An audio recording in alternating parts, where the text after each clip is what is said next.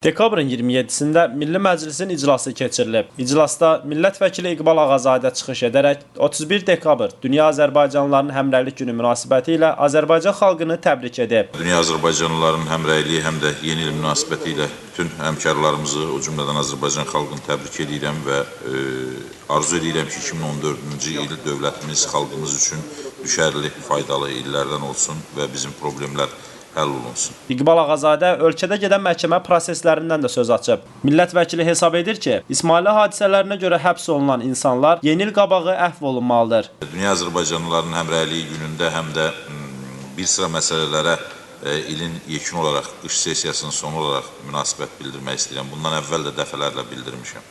Çox təəssüflər olsun ki, həmrəylik daxildə heç də bizim istədiyimiz səviyyədə və yaxud da cəmiyyətin arzu elədiyi nəticələrlə sonuclanmır.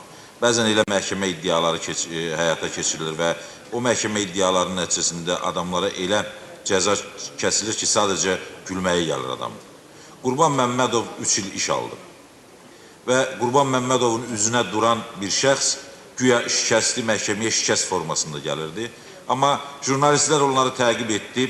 Və nəticədə məlum oldu ki, bu nə şikəstdir, nə axsamır, nə heç nə. Bunun videosunu belə məhkəməyə təqdim etdilər, amma Qurban Məmmədova 3 il iş verdilər.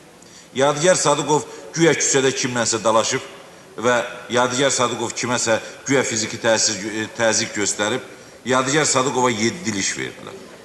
Halbuki adamın nə sağlamlığına uzun müddətli, nə qısa müddətli zərər dəyməyib və həkimin rəyində də bu yoxdur. Hansı məntiqə, hansı ağla sığır, qondarma cinayət işi ilə ittiham etmək, həm də bu cür absurd iş vermək. Və yaxud indi İsmailli məhkəməsinin, nidaçıların işləri gedir. İsmailli məhkəməsində tutulanlardan biri qeyd edir ki, mənə polis rəisi, Çevik Polis Alayının nümayəndələri bu proseslərin hamısında minnətdarlıq etdilər ki, mən yanğına qoymadım, cəmaatın qarşısını aldım. Adamı tutub qoyurlar içəri, iş verirlər. İlqar Məmmədovu, Tofiq Yaqublunu hansı maddələrlə ittiham edirlər? Jurnalist kimi oraya gedib araşdırmaya gediblər və yaxud da nidaçıları hansı ittihamlarla həbs edirlər?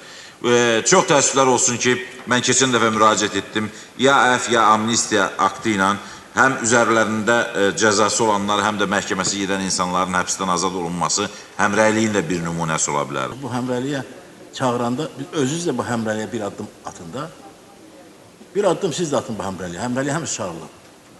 Hansı müxalifət qəzetini açırsan, yalnız qızışdırıcı məsələlər.